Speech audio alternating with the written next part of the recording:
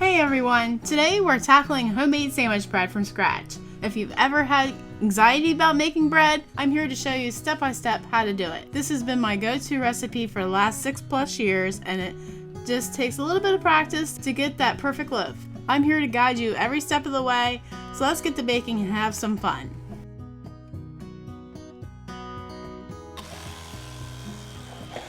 To make my everyday sandwich bread, we're going to double the recipe today just to have it on hand. You need 1.5 cups of water, a cup of milk, 4.5 teaspoons of yeast, a tablespoon of salt, 2 tablespoons of sugar, 6 cups of flour, and 6 tablespoons of butter. Your water should be between 105 and 110 degrees, and if you stick your finger in it and hold it for 10 seconds, you know that's the right temperature. First, we're going to add our water to our bowl and our yeast, which is 4.5 teaspoons or 2 packets of envelope yeast. I'm using dry active yeast that I buy in 1 pound packages because I go through that much yeast. Yeast will live a very long time in your freezer. It can live for years in there. Then we're going to add our 1 cup of milk, and I never wait to proof it 10 minutes. It just seems to do very well for me that way. I think people wait 10 minutes to see if it bubbles, to just see if your yeast works. Then we need 2 tablespoons of sugar and 1 tablespoon of salt. And ask me how I know. Salt is very important in this recipe because one time I left it out and I was making dinner rolls for Christmas. Oh, Howard and I both could not eat one bite of it. We spit it out so quickly.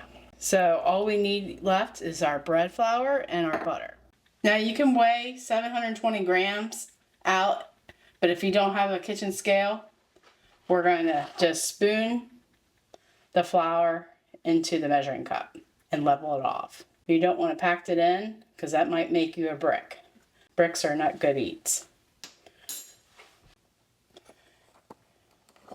Then we're just going to do this 6 times.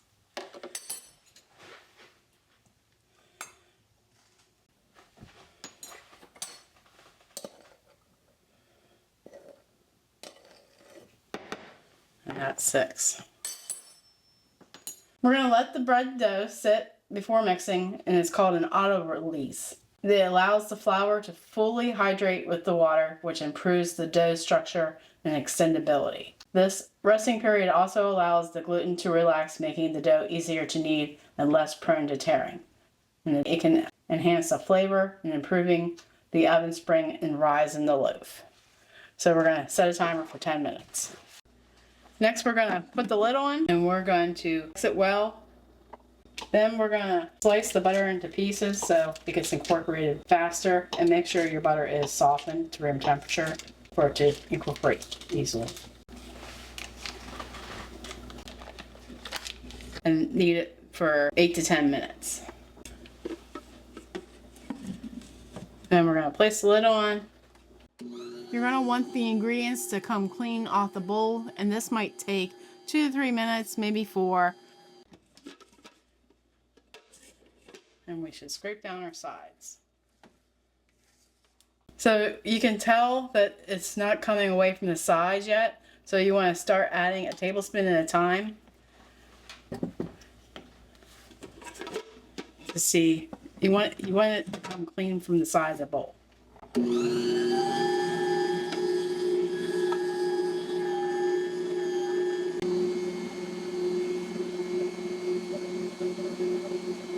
Just remember, you can always add in, but you can't take out. So a tablespoon or 2 at a time is sufficient. If you've been around the channel, you're going to say, Leanne, you got a new to me stand mixer. And I'll say, that's right. It's less than 2 years old. And I got it from a lovely viewer of the channel for $250, and she had it on Facebook Marketplace. Now, if you're interested in getting your own Bosch mixer, I'm an affiliate now, and if you use my code Mennonite20, you get an extra $20 off, and they're on sale right now till July 17th. Now back to the bread making. We want to make sure we're kneading it properly. In a KitchenAid, you can do it from 5 to 7 minutes, and in a Bosch, you can knead it up to 10 minutes, and it will make it rise faster. I have done it, and I will tell you to go ahead and do that. You want to get some flour on your hands. That way you don't say, oh, it's too sticky, I can't handle it. But we're going to take the dough hook out. And you might want to wash it right away because nothing is worse than dry, tight flour. Ask me how I know. Then you just want to cup your hand and like a bowl scraper and just yank it out. And it's nice and soft. You definitely know it's kneaded well. Then we're going to plop it in our well-greased bowl. You want to cover it just so there's no dust or pet hair might get on top of it, and maybe some heat will keep in there, but it's mainly just to keep the dirt out of your food.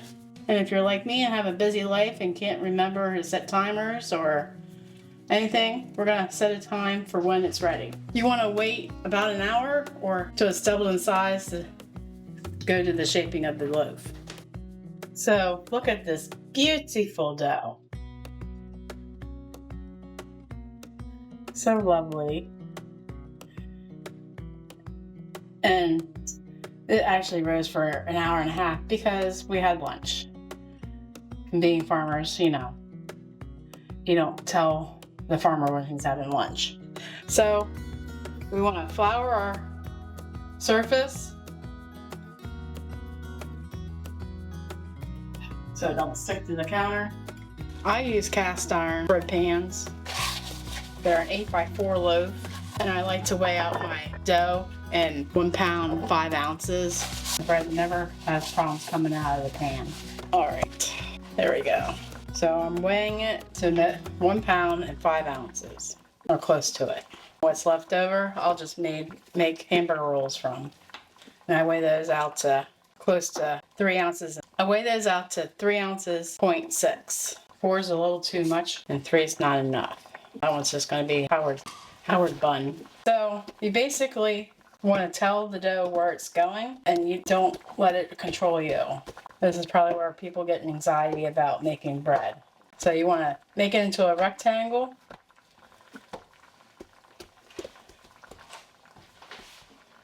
And don't make it wider than the loaf pan. Then you just want to roll it up.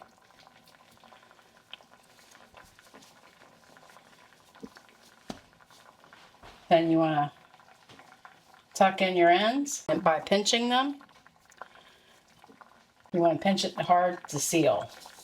Then we're going to roll it over and just take our hands and cuff it down and slide it towards us. Then roll it and get your pan and throw it in. Then we're going to let this rise for another 30 minutes. And I'm turning on the oven to 375. So once more, throw some flour down and just stretch it out. You want to get your air out too.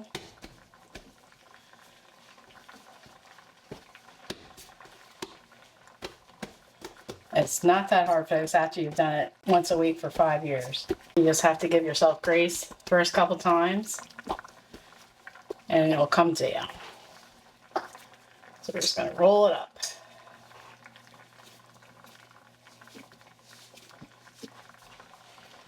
Pinch in the ends. And make sure your seam is well together.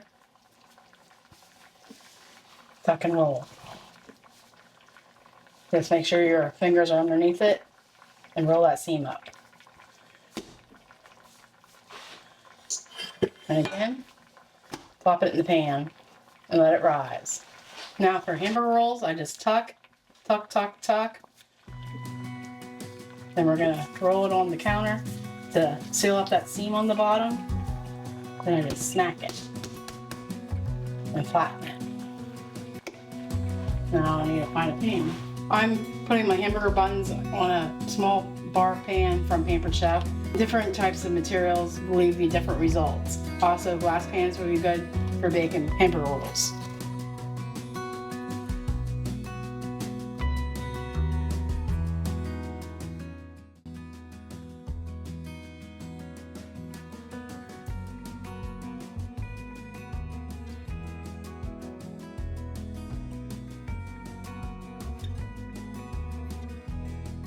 So we're gonna put this in the oven at 375 and we're gonna bake the loaves for 35 minutes.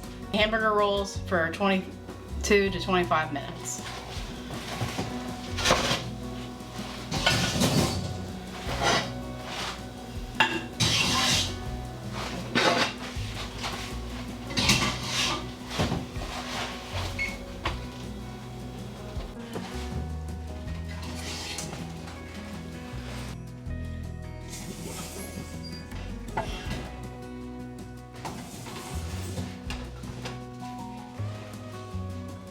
And if you want, you can rub some butter on top. That would be delicious too. All right.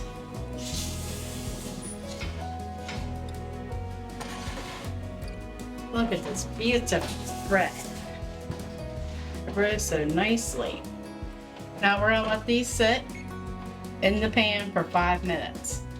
Then you wanna take them out because they'll still keep cooking in the cast iron.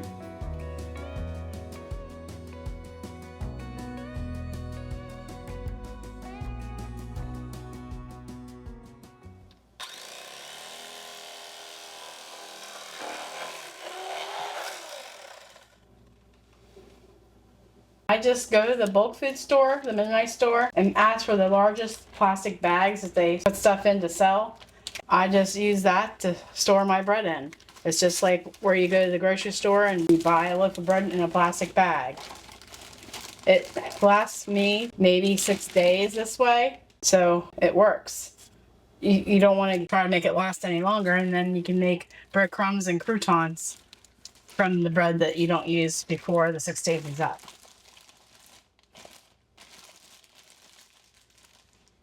Just like my grandmother would, I have all these twist ties available from stuff I've bought. You don't want to put it in the refrigerator, that will dry it out. And if you're not going to use it, you can cut it in half and slice it, then put that in the freezer up to maybe 2 months, and that would be good.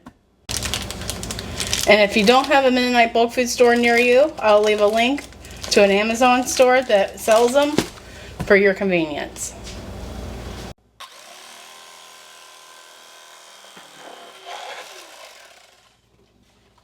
If you enjoy home-style cooking and baking from scratch, may I suggest you watching this next. Take care and God bless.